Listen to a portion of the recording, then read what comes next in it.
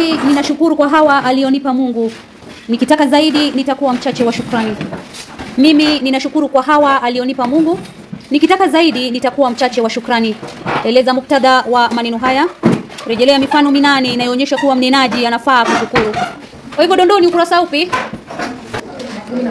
Ukurasa 13. Tusome ukurasa huo tujikumbushe. Kumbuka karatasi ambayo unafanya ni karatasi. Mimi ninashukuru kwa hawa alionipa Mungu. Nikitaka zaidi nitakuwa mchache wa shukrani. Kimya. Dina, nimesema sana na kutukana kwa sababu ya hawa wasichana wangu. Wewe unajua yote yaliyosemwa. Hadharani na faragani. Si makanisani, si magengeni. Leo nikiviona vitoto hivi vikitokea mambo yao hata nikiitwa nitamtoka anatoka machozi. Usikie dada wanauko kutoka usikuje maanani. Machozi yatakosaje kutoka? Kweli ni kawaida. Wakati mwingine ya huzuni, kwa sauti ya juu inaonyesha furaha. Wakati mwingine ya furaha dada. Hapo basi, mimi ninakwambia kilichobaki ni tena kupata mbega. Mola aliridhia. Amesharidhia dadangu. Nina anatambua kuwa maji sufuriani yanachemka. Ala, kumbe yamechemka kitambo. Hata sina habari. Ni kawaida kujizidiwa wakutana na wanane. Kimya, ninajua sasa karibu watarudi. Anaanza kupika. Hivi amekwenda wapi? Hakusema. Ameondoka tu. Alikuwa amekuja kutoka huko kwa wenzio kupata chochote lakini akapata mwenyewe nilivyo hoi hata jiko alijaona jieliti.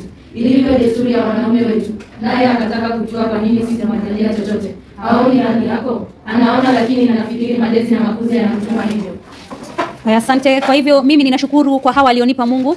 Nikitaka zaidi nitakuwa mchache wa shukrani. Msemaji ni Sara, msemewa ni Dina, na mahali ni jikoni kwa Sara. Hata ukisema nyumbani kwa Sara pia utapewa. Kiini ni anashukuru Mungu kwa kumjalia watoto wasichana. Swali la ba, rejelea mifano 8 inaonyesha kuwa mnenaji anafaa kushukuru. Tumesema mnenaji ni Sara. Kwa hivyo anafaa kushukuru kwa mumewe anajinyima mengi ili kumwelimisha Neema. Mumewe anajinyima mengi ili kumwelimisha Neema. Pili, Neema anampeleka hospitalini na kumrudisha nyumbani kwa gari lake. Neema anampeleka hospitalini na kumrudisha nyumbani kwa gari lake. Neema anampeleka hospitalini na kumrudisha nyumbani kwa gari lake. Tatu, Neema anamwajiria wafanyikazi wa nyumbani. Neema anamwajiria wafanyikazi wa nyumbani. Neema anamnunulia jiko la gesi. Neema anamnunulia jiko la gesi. Neema anashirikiana na Buju kumjengea nyumba. Neema anashirikiana na Buju kumjengea nyumba. Dina anamsaidia kupika anapokuwa mgonjwa. Dina anamsaidia kupika anapokuwa mgonjwa. Dina anamsaidia kupika anapokuwa mgonjwa. Anajaliwa mtoto mwerevu shuleni ambaye ni Neema. Anajaliwa mtoto mwerevu shuleni ambaye ni Neema. Anapelekwa katika hospitali nzuri yenye madaktari wanaomakinika. Anapelekwa katika hospitali nzuri yenye madaktari wanaomakinika na usafi wa hali ya juu. Anapelekwa katika hospitali nzuri yenye madaktari wanaomakinika na usafi wa hali ya juu. Dondo, hata tukalijadili hili siku nzima. Maneno hayo hayataniingia. Heri ni wai. Hapo heri ni wai ndio inapaswa kukupa mwongozo. Hata tukalijadili hili siku nzima. Maneno hayo hayataniingia. Heri ni wai. 29 fungua hapo tusome ukurasa huo.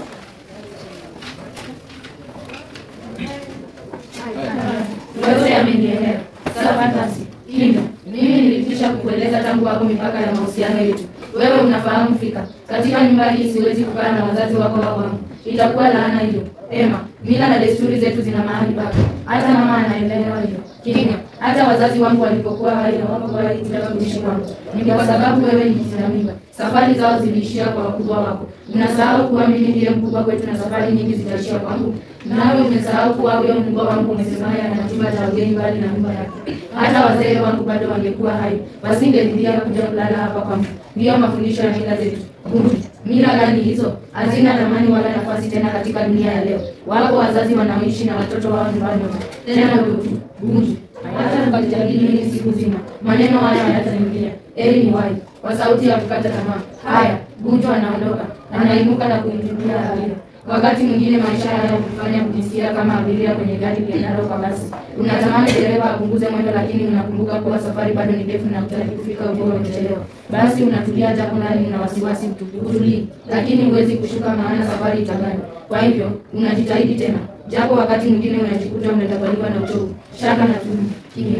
Haya, vizuri. Kwa hivyo hujaulizwa muktadha, lakini wakati wote ukiulizwa haya maswali, wewe jiulize muktadha ni upi. Msemaji ni nani? Buju. Msemewa Neema. Mali nyumbani kwa Neema. Kwa hivyo Na nini kiini, kichocheo cha kauli? Ni Buju alikuwa anasisitiza kuwa mama mkwe hawezi akalala kwake, si ndio? Kwa hivyo swali la A pale hata tukalijadili hili siku nzima. Maneno haya hayataniingia, heri ni wai.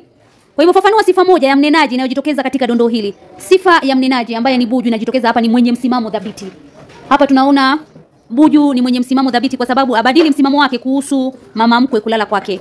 Abadili msimamo wake kuhusu mama mkwe kulala kwake. Swali la ba, tathmini manufaa 9 ya mnenaji katika matini. Manufaa ya Buju. Kwa hivyo ukiulizwa manufaa ni umuhimu. Umuhimu, dhima, manufaa ni sawa. Kwa hivyo hapo unaulizwa umuhimu wa Buju. Kwanza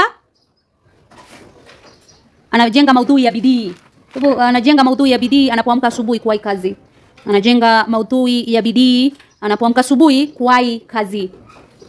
Pili, Buju anajenga maudhui ya ndoa na malezi. Anajenga maudhui ya ndoa na malezi kwa kushirikiana na Neema kulea wanao. Kwa hivyo hapo ni maudhui ya ndoa na malezi kwa kushirikiana na Neema kulea wanao. Tatu, Buju ni kielelezo cha wanaume wanaowajibikia familia zao. Ni kielelezo cha wanaume wanaowajibikia familia zao. Yeye ununulia familia chakula, mavazi, uelimisha Lemi.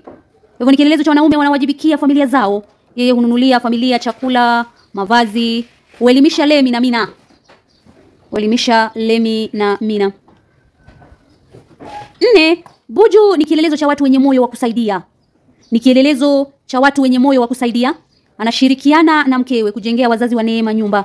Anashirikiana na mkewe kujengea wazazi wa Neema nyumba. Tunaona anapinga jeki matibabu ya Sara, yani anagharamia pia masomo ya Salome. Kwa hivyo ni kielelezo cha watu wenye moyo wa kusaidia. Anashirikiana na mkewe kujengea wazazi wa Neema nyumba. Anampiga jeki Neema kwa matibabu ya Sara. Na tunaona anagharamia yale masomo ya Salome. 5, anajenga maudhui ya mila. Anaambia Neema hawezi akakaa na wazazi wake nyumba moja, yani hawezi akakaa na mama mkwe nyumba moja. Kwa hivyo anajenga maudhui ya mila. Anaambia Neema hawezi akakaa na wazazi wake nyumba moja. Anajenga maudhui ya utu kwa kumpeleka Neema hospitalini kupitia mpango wa Flying Doctors na kugharamia matibabu yake yote japo hakumjua. Anajenga maudhui ya utu kwa kumpeleka Neema hospitalini kupitia mpango wa Flying Doctors na kugharamia matibabu yake yote japo hakumjua. Pia tunaona Buju anajenga mtiririko wa vitushi vya tamthilia. Hapa ndio unasema anajenga ploti. Ploti ni ule mfuatano wa matukio katika tamthilia au sasa katika tamthilia. Ndio tunasema pale ni mtiririko wa vitushi vya tamthilia. Kwa hivyo anajenga ploti anapozungumza na Neema nyumbani. Anapozungumza na Neema nyumbani. Anadokeza sifa za Neema kama mwana mapinduzi. Tunaona anajenga zile sifa za Neema kama kwanza mwana mapinduzi. Pia tunaona anajenga sifa ya Neema kama msumbufu. Mwana mapinduzi na msumbufu. Pia tunaona anajenga mtindo wa tamthilia kutumia mbinu rejeshi. Na mbinu rejeshi tunaiona wakati ambapo alimpeleka Neema hospitalini japo hakumjua, alimuitia Flying Doctors. Kwa hivyo amejenga mtindo wa tamthilia kupitia mbinu rejeshi alipompeleka Neema hospitalini. Dondo ni ndefu kwa sababu pale lazima tuangalie muktadha. Kumbuka Mrina haogopi nyuki. Marehemu mamangu alizoea kutuambia kuwa nguvu hazimwishi mwanadamu wala hazipotei bure, umalizwa tu na mabuu. Mwanangu, usifanye hofu. Nikujuavyo mimi, hukuingia katika bahari si yako. Wala hakuna refu lisilokuwa na ncha. Yote yana kikomo eti. Ipo siku haya yote yatapita. Mkulima hodari libasi yake huwa imechakaa na kuchoka, lakini moyoni anabaki safi kama theluji kwa kutosheka na tija ya sulubu zake. Uwezi kumlinganisha na mkulima wa nguo safi zilizopigwa pasi zikanyooka.